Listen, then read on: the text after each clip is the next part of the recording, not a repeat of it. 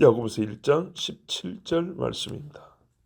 온갖 좋은 은사와 온전한 선물이 다 위로부터 빛들의 아버지께로부터 내려오나니 그는 변함도 없으시고 회전하는 그림자도 없으시니라. 아멘. 오늘 말씀, 하나님으로부터는 좋지 않은 것이 나오지 않는다. 좋은 것들이 나오는데 그게 나와서 다른 데로 안 가고 믿는 신자들에게, 형제들, 우리에게 온다라는 명백한 사실을 말씀합니다. 자, 좋은 선물, 온전한 선물, 은사는 다 위에서 내려옵니다. 오늘 본문을 전에 한번 설교한 기억이 있는데요. 이 빛들의 아버지께로부터는 빛만 나옵니다. 사람이 취하는 것 중에 좋은 것은 하늘에서 내려오고요. 사람에게 필요한 것은 그 온전한 것, 섞여 있는 것 말고, 필요한 거하고 안 필요한 거 섞여 있는 것 말고, 이 필요한 온전한 것은 하나님께로부터 다 나옵니다. 그럴 수밖에 없는 것이 하나님만 좋은 것을 만드십니다. 예. 요즘 표현하면 정품을 만드시는 분은 하나님밖에 안 계세요. 그리고 만들 뿐만 아니라 그걸 만들어 창고에 재어놓으면 뭐합니까? 우리에게로 정확하게 이 토스한다 그러죠. 보낼 수 있는 분 하나님밖에 없으세요. 때로는 부모가 자식한테 주고 싶은 것도 제대로 전달이 안 되는 경우가 있는데 이 하늘의 아버지한테서 나온 거는요, 정확하게 자녀들에게 전달이 됩니다. 또 그런 뜻을 갖고 계시죠. 그러니까 아버지죠. 능력과 권한이 있어서 누구도 이걸 막지 못합니다. 아버지라 그랬으니 어찌 나쁜 것이 오겠습니까?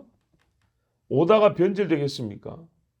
세상에서는 좋게 시작했지만 중간에 변질됩니다. 다. 그죠? 사가요. 근데 아버지에서 나온 거는 변질이 안 돼요. 본문에 보면 온전한 선물을 했잖아. 온전한. 그 자체 순수하고 변하지 않는 겁니다. 언제만 온전하냐? 만들 때만이 아니라 계속 온전한 거예요. 세상의 아버지도 떡을 달라는 아들한테 돌을 안 준다 그랬어요. 세상의 어머니도 생선을 달라고 딸이 말하는데 뱀을 주지 않아요.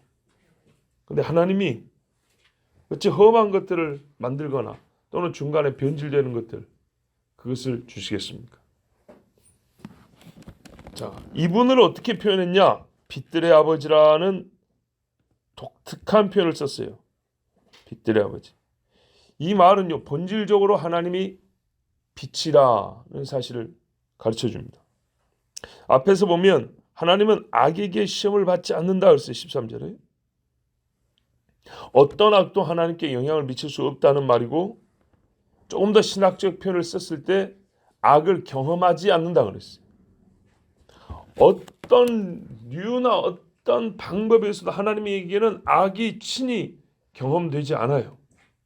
누가 끌어다가 악을 경험시키거나 하나님 스스로 악에 호기심이 있어 한번 가보자 이런 식의 일이 절대 있을 수가 없어요.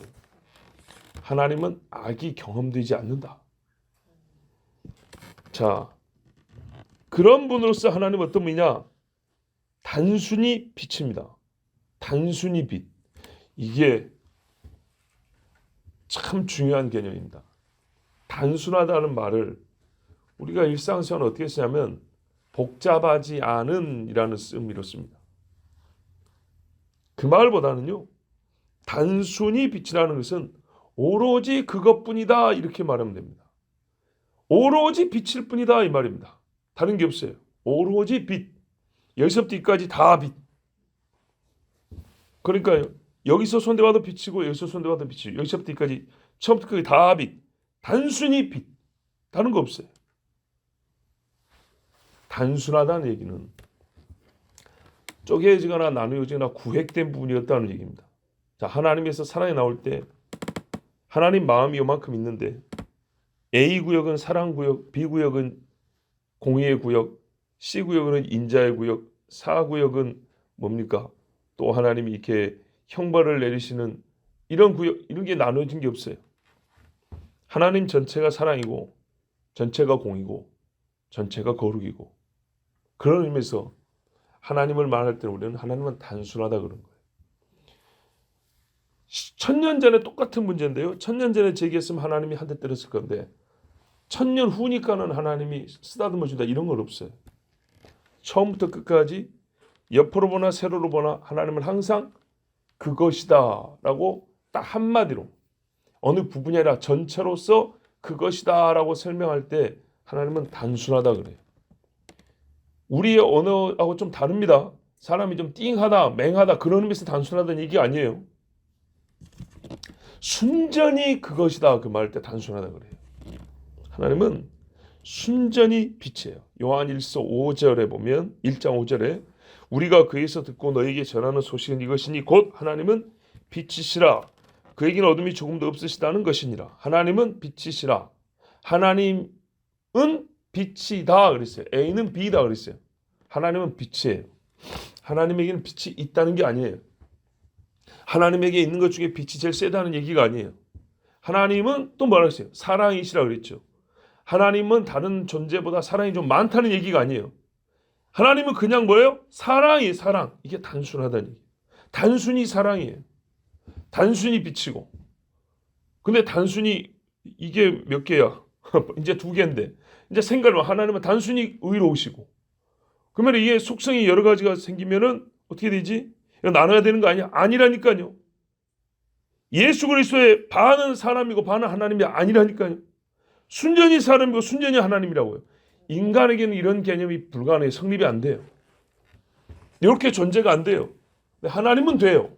그러니까 하나님이죠. 반인 반수라 그래요.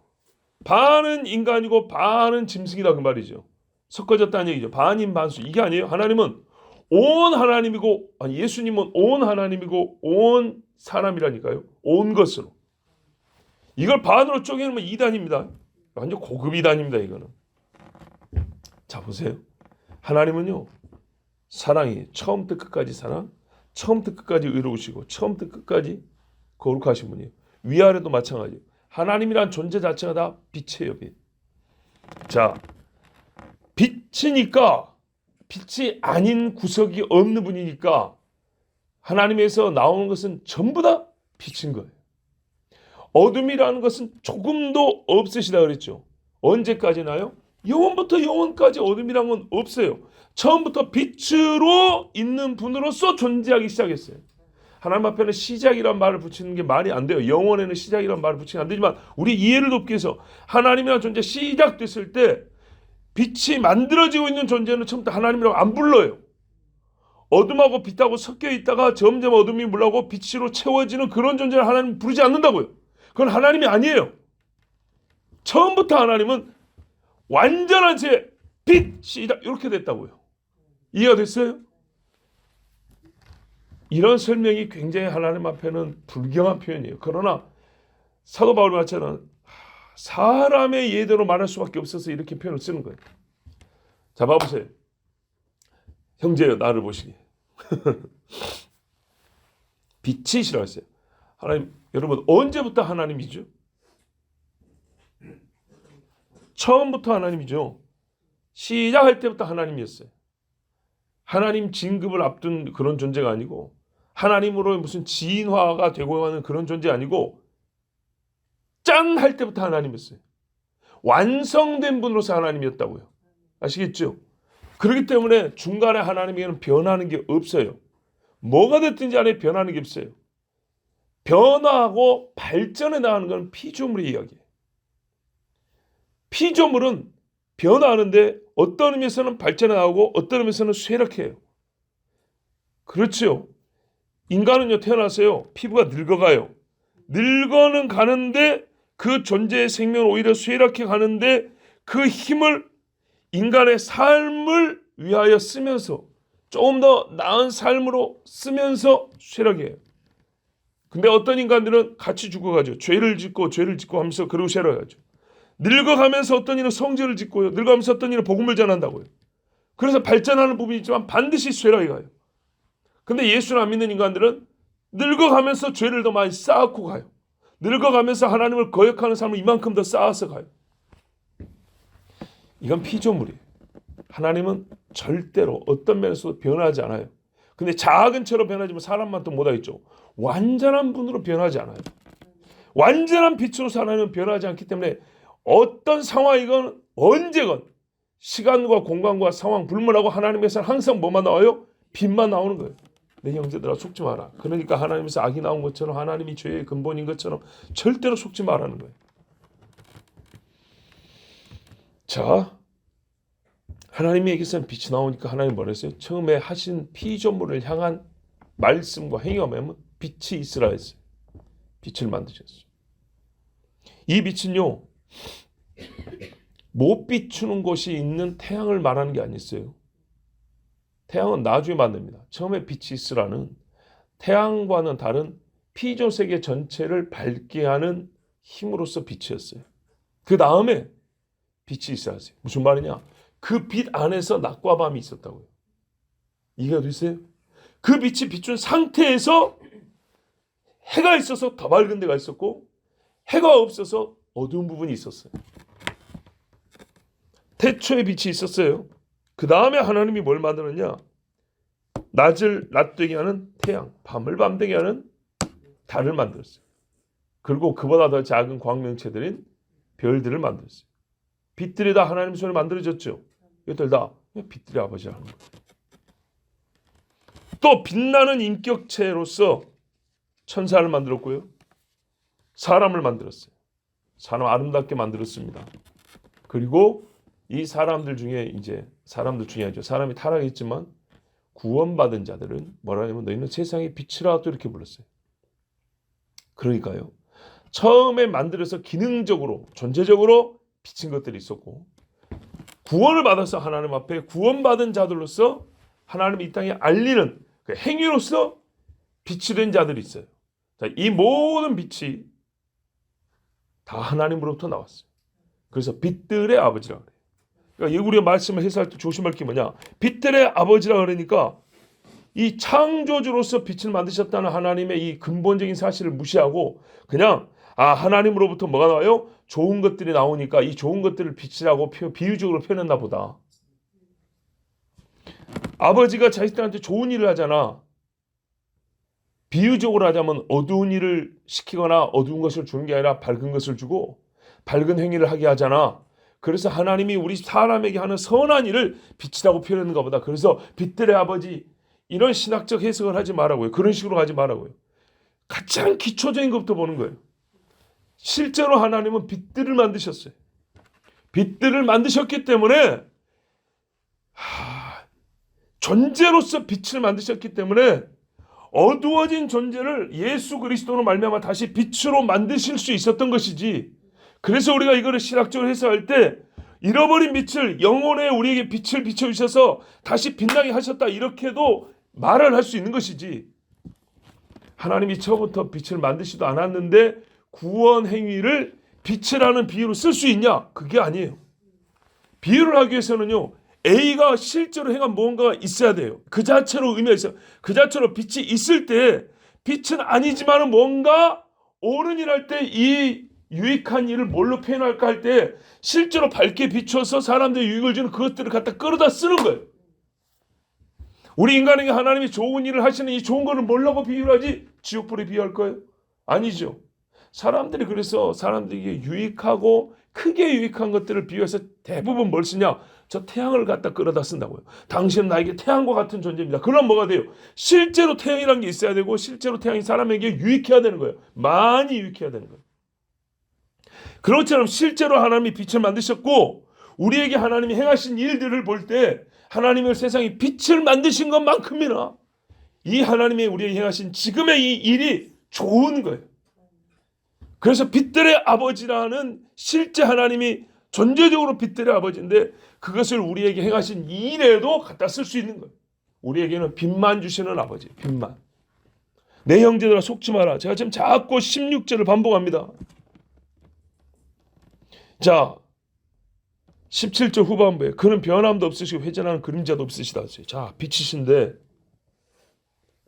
빛 대심에 대하여 조금 더 깊이 가르쳐줍니다. 만약에 하나님이 바뀐다면 빛도 바뀌겠죠.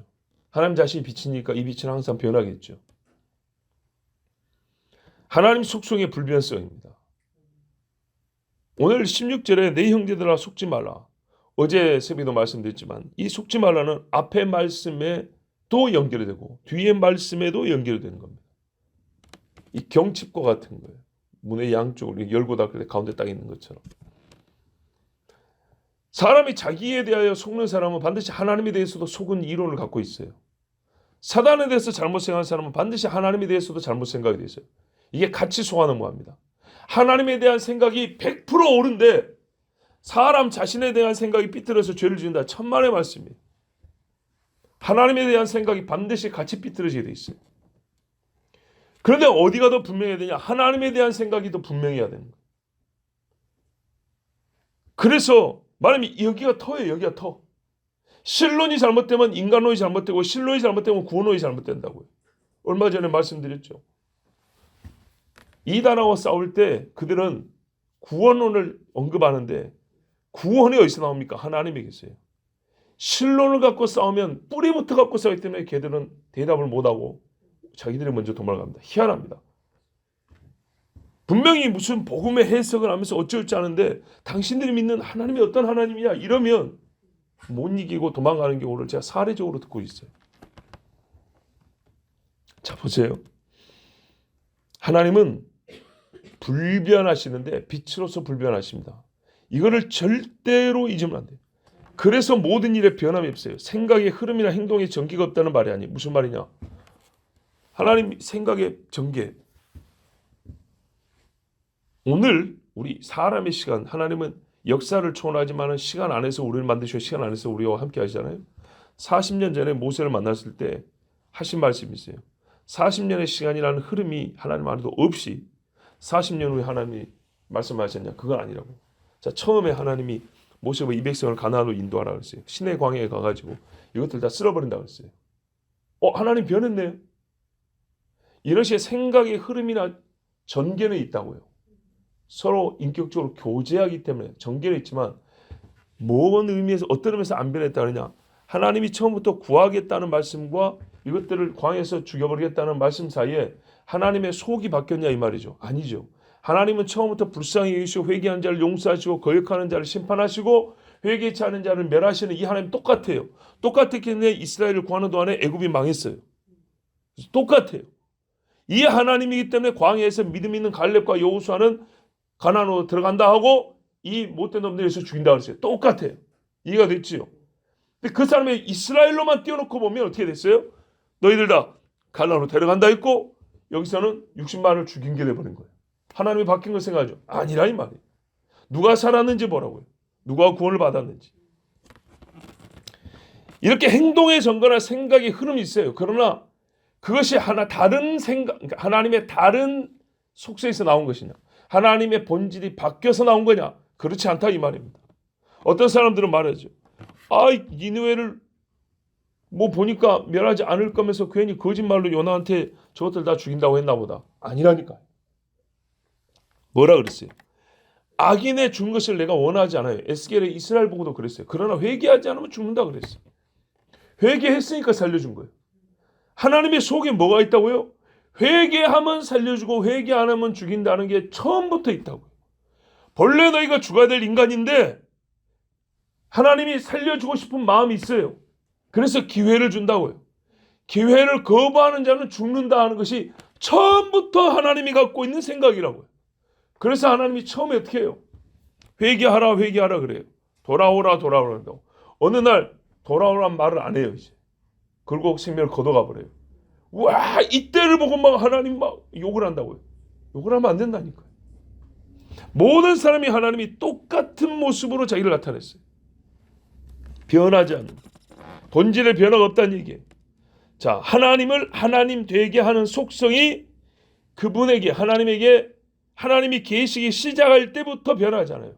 공의롭고 인자와 긍휼이 많은 하나님이라는 이 속성이 있음으로 하나님이라는 분이 시작이 됐고 이게 변하지 않는다고요. 그래서 죄인을 구원할 자기 아들을 보낸다는 것이 영원전에 계획이 되었고 이 땅을 창조하기 전에 하나님의 구속사역은 시작됐다고 이렇게 말을 하는 거예요. 자, 지금 변함없는 하나님의 속성 중에 17절 후반부는 그는 변함도 없으시고에 변함은 일단 주제는 지금 빛입니다. 우리가 지금 빛 대신 하나님을 얘기하고 있으니까 다른 모든 것이 다 변하지 않지만 우리가 집중을 할 부분은 빛으로서 하나님 변하지 않는다는 얘기입니다. 그래서 변함이 없기 때문에 회전하는 그림자도 없다 그럽니다. 그림자는 빛과의 상관관계에서 나오는 거죠. 그림자가 없다. 이 무슨 말이죠? 그림자가 없다. 자기가 비칠 때 그림자가 없죠. 이해되죠? 그죠? 그림자는 비침을 받을 때 생기는 겁니다. 그러니까 하나님은 그림자가 없다는 것이 더욱 하나님은 빛이시다라는 걸 명확히 해주는 거예요. 하나님을 둘러 비춤으로 인하여 하나님의 그림자가 발생하게 할 수는 없어요. 이해되시죠? 이제 하나님 자신이 그림자, 그러니까 빛이니까. 이제 또 다른 측면에서 말해볼까요? 하나님이 빛을 비추시죠. 그런데 하나님이 비추시는 빛에는 그림자가 안 나와요. 이게 무슨 말이죠? 그림자가 나오는 이유가 뭔지 아십니까? 전 방향을 동시에 비추지 못하기 때문에 그림자가 나오는 거예요. 어떤 빛도 어두운 빛이건 밝은 빛이건 더 밝은 빛이건 간에 동시에 전 방향에서 비출 수 없기 때문에 그림자가 좁게 나왔다가 넓게 나왔다가 짧게 나왔다가 길게 나왔다가 그러는 거예요. 맞죠? 우리가 경험하는 빛이 제일 밝은 빛이 태양이에요. 태양이 사물을 비출 때 그림자가 길게 나올 때가 언제입니까? 저 끄트머리 있을 때죠. 제일 짧게 나올 때는요. 우리 하는 말로 머리 위에 있을 때라 그럽니다. 머리 위에 비출 때는 그림자가 나오긴 나오는데 어떻게 해요? 진짜 좀만하게 나오죠. 나를 위에서 단면으로 내릴 만큼 그 정도로 나오죠. 이게 이제 좀 더 여러분 생각을 좀 해보세요. 그림자가 없다는 말은요. 하나님이 나를 전체를 동시적으로 전방향에서 비춘다 그 말이에요. 그러니까 그림자가 나오지 않는다는 얘기예요. 이해가 돼요? 어떤 피조물이든 하나님은 그림자 없이 비춥니다. 그림자 없이 비춘다는 것은요. 못 보는 곳이 없다 그 말입니다. 동시에 다 본다는 얘기입니다. 동시에. 왜요? 그렇죠? 여러분 그림자는 빛이 비추어지지 않는 사물의 한쪽 면이잖아요. 그렇죠? 여기를 비추니까 이쪽은 안 보이는 거 아닙니까? 이해되세요? 요 면을 통과 못해서 생기는 형태로서 그림자지만은 그 말의 뜻은 요 면만큼의 그 반대편은 못 비춘다는 얘기잖아요. 그림자가 없다는 말은요. 못 비추는 부분이 없다 이 말이에요. 하나님은 이 땅에 있는 어떤 존재라도 못 보시는 부분이 없어요. 못 보는 부분이 있으면 어떻게 했어요? 하나님이 못 보는 로 도망다녀요. 소위 사각지대로 도망다니겠죠. 마음도 사각지대로 돌려서 피해 다니겠죠. 안 돼요, 안 돼요. 행위로나 마음으로나 입술의 열매로나 말로나 하나님 앞에서 비추어지지 않는 빛의 사각지대라는 건 존재하지 않아요. 그래서 빛이시다. 회전하는 그림자도 돌려보고 이리 돌리고 저리 돌려 빛이 그림자가 없어요. 어떤 존재도 하나님을 비춘다는 존재가 있을 수가 없고 누구에서도 비춤을 받는 존재가 아니시고 또한 하나님이 비추는 빛은 어떤 존재도 못 보는 것이 없어요. 못 보는 것이 없다는 게 구석구석 본다는 게 아니라 한 방에 동시에 완전하게 비추어 본다는 얘기예요. 내 형제들아 속지 마라. 그에게 어둠이 있다고 말하는 자들의 말을 속지 마라. 자, 단순한 빛으로서 하나님이 모든 존재하는 것들을 그의 빛 가운데서 보십니다. 여러분 우리 신앙인들이 이제 좀 살다 보면 신앙생활 하다 보면 입에 붙은 우리 신앙의 용어들이 좀 있어요. 근데 그 가운데 뭐가 냐 가운데가 있어요. 가운데. 가운데를 많이 써요. 뭐뭐 가운데, 뭐뭐 가운데. 그래서 벌써 오래된 이야기인데요. 옛날에 어떤 목사님이 자꾸 가운데 하는 분들을 좀 비웃는 걸 봤어요. 저분은 기도만 하면 맨날 가운데 이러고 있다. 근데 하여튼 오늘 이 말을 정말 유용하게 쓸 때가 됐어요. 하나님은요, 빛으로만 가득한 그 가운데 우리 딱 세워놔서 본다고요. 그래서 못 보시는 것이 없고요. 빛으로 가득하기 때문에 우리 빛 중에 있잖아요. 가운데 중 빛 중에 있기 때문에 우리에게 비춰지는 이 빛이 누구에게 비춰? 나에게 빛으로 임하시고 빛된 것들을 주시고 빛 가운데서 나를 보시고, 그러니까 하나님과 나 사이에는 빛만 있는 거예요. 빛만. 빛들에게 빛과, 그러니까요, 우리를 이제 세상의 빛이라고 하면 빛들에게, 세상에 비친 신자들에게 하나님은 빛과 모든 좋고 온전한 것을 하늘에서부터 내려주십니다. 오늘 말씀의 약속이 이겁니다. 그러므로 16절에 내 사랑하는 형제들아 속지 마라. 누가 하나님에게 어둠이 있다 말하는가? 누가 하나님에서 시험을 당한다 하는가? 그러면 하나님의 행위와 네 욕심이 섞여 있다는 얘기냐? 아니라 이 말입니다. 아니라고. 사람의 타락에 대하여 지식이 있는 티를 내는 사람들을 봤어요. 굉장히 고급 지식이 있는 티를 내는 사람들, 또 사람의 죄를 어찌하든지 하나님 탓으로 좀 돌려보려고 하는 사람들, 고급 지식을 가진 자 중에 사람의 타락을 그리 심각하게 생각하지 않고 100% 사람의 잘못이라고 생각하지 않고 하나님 탓으로 돌려 어설픈 아담의 신학을 갖고 있는 자들, 하나님이 만들어준 여자 때문이라는 이 어설픈 신학을 갖고 있는 인간들, 그러나 스스로는 굉장히 고급 신학을 갖고 있다는 사람들이 무슨 말을 하느냐, 이런 표현을 써요. 창조의 어두운 면. 미친놈들입니다. 혹시 이런 표현 들어봤어요? 창조의 어두운 면? 이 정신분석 공부한다는 사람들이 이런 용어를 씁니다. 기독교 상담하는 사람들이 이런 용어를 씁니다. 심리학자들이 이런 표현을 쓰거든요. 창조의 어두운 면. 그게 뭐냐? 하나님이 창조하실 때 어두운 면도 만드셨다는 거예요. 그렇게 되면 어떻게 되죠? 인간의 타락은 하나님이 준비해 놓은 그 면에 속하는 거죠. 근데 하나님 지금 뭐랬어요? 회전하는 그림자도 없다 그랬죠. 이 미친 사람들이, 세상의 사람들은, 아니 자칭 기독교인이라고 하면서 마귀의 학문과 이론하는 사람들의 말을 받아들여서 순수한 기독교 신학에 짬뽕을 시켜가지고 더럽힌 신학을 가르친다고요. 그걸 배워서 상담한다고 와가지고, 예를 들어 생각해보세요. 어떤 사람이 음란의 죄를 줄까 했어요. 우리 일반 성도님들한테 좀 어려운 개념인데 하나님이 창조의 어두운 면을 갖고 계세요. 너무 그렇게 스스로 자책하지 마시고, 이런 연병할 소리를 한다니까요. 왜 연병은 전염병이죠. 전염이 된다고요. 이 면죄부를 주는 것은 얼마나 전염이 빠른지 몰라요.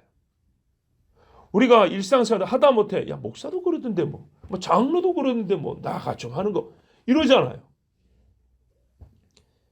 올해 제가 또 오랜만에 우리 집안 모임을 이제 가져서 갔는데, 올해 초에 우리 집안에 할아버지가 5형제인데 그 중에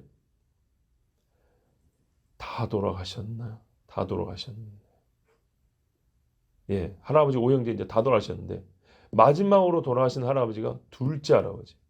근데 이 둘째 할아버지가 맨 처음에 돌아가신 막내 할아버지가 목사님이었고, 이 목사님 다음으로 우리 집안에서 말이죠, 신앙생활을 열심히 한 할아버지. 이 할아버지가 계시는 동안에는 아주 불같이 말하기 때문에 누가 술을 먹지를 못했어요. 안타까운 게 뭐냐, 이 할아버지가 올 초에 돌아가셨는데 이제 여름에 집안 모임 하는데 이 숨어있던 술쟁이들이 나와가지고 쫙 한 상처로 줄줄이 앉아서 먹는 거예요.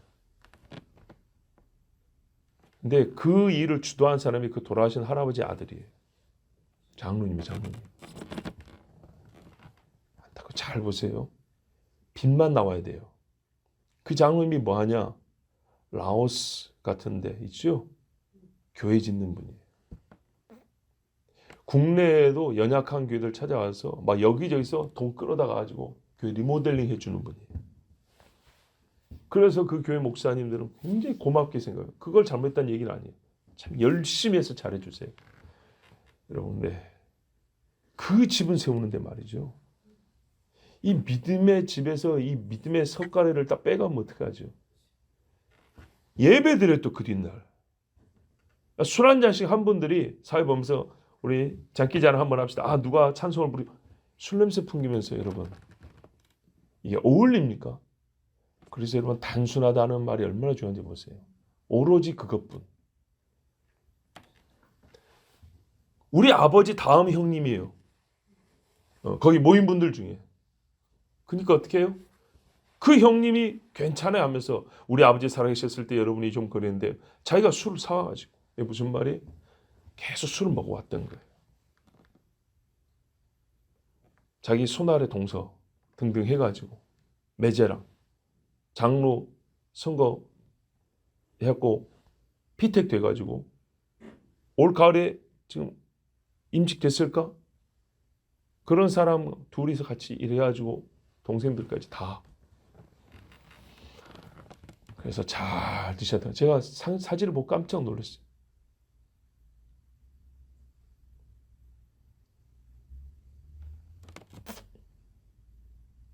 우리 신앙생활이 그래가지고 말이죠. 이 집안 모임에 잡탕이 돼버린 거예요. 기도하는 사람, 예배하는 사람. 근데 문제는 그러면은 그 할머니가 말려야 되잖아요. 말리잖아요. 우리 아버지도 한 말씀 했지만은 안 들으니까 그냥 밖으로 나와버렸대요. 그리고 우리 아버지뿐만 아니라 목사님이 또 있어요. 동생 중에. 근데 역시나 지나가 버렸대요. 저는 그때 당시에 없었어요. 늦게 참여를 했기 때문에.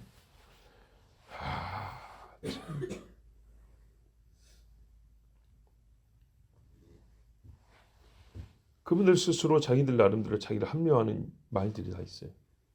과연 그렇게 술을 마셔놨는데 왜 선한 게 나오냐? 절대 안 나옵니다.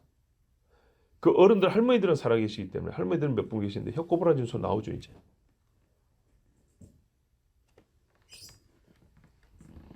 그들이 신학이 있어요. 술에 대해 갖고 있는 신학이 있어요. 여러 번 설교했기 때문에 뭐 반복하지 않습니다.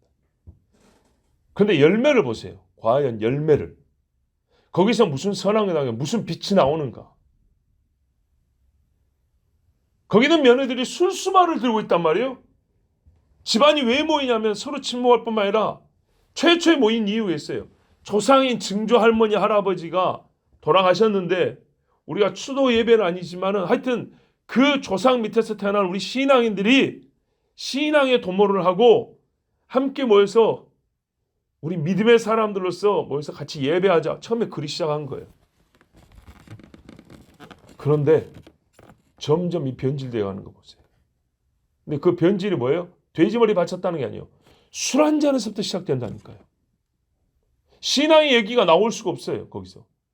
성경을 펴놓고 얘기를 해도 하룻밤이 부족할 터인데 거기가 술상이 펴져버리는데 무슨 놈의 신앙의 얘기가 나오고 뭔 은혜가 쓰러 나오세요.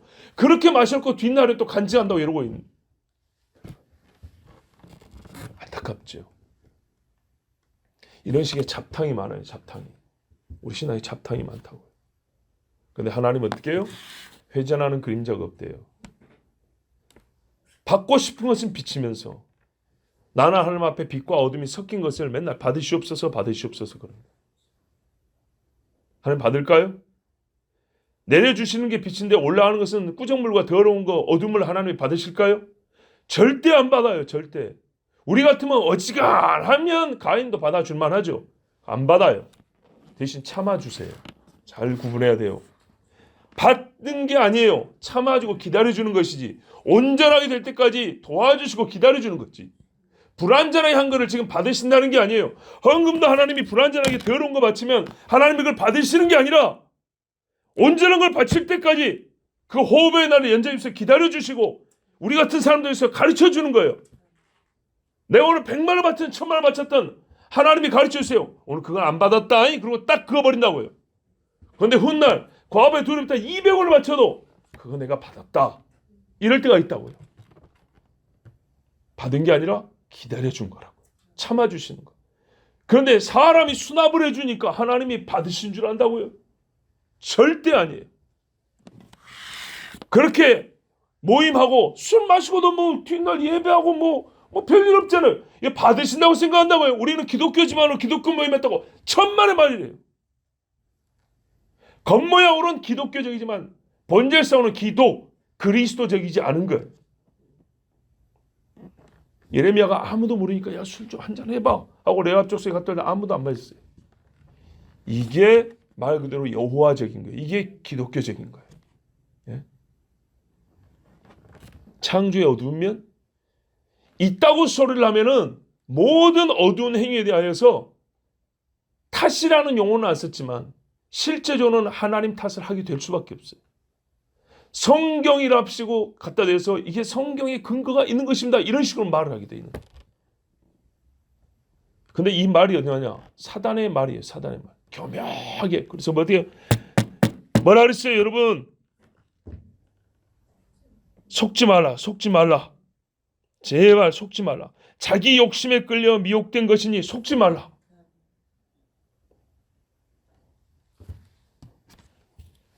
하나님은요, 빛이세요. 빛들의 아버지세요. 하나님과 그 자녀들을 모아봤을 때는 빛만 나와요. 어둠은 없습니다. 그러나 너희는 세상의 어둠이고 너희는 마귀 자식이라고 그랬어요. 거짓의 아비의 자식이니까 너희는 거짓말한다고 그랬어요. 거짓말. 하나님 앞에 거짓이 있을 때 이건 하나님부터 나온 것이 아니고 나는 마귀 자식입니다 라고 말하는 것이라고 했어요.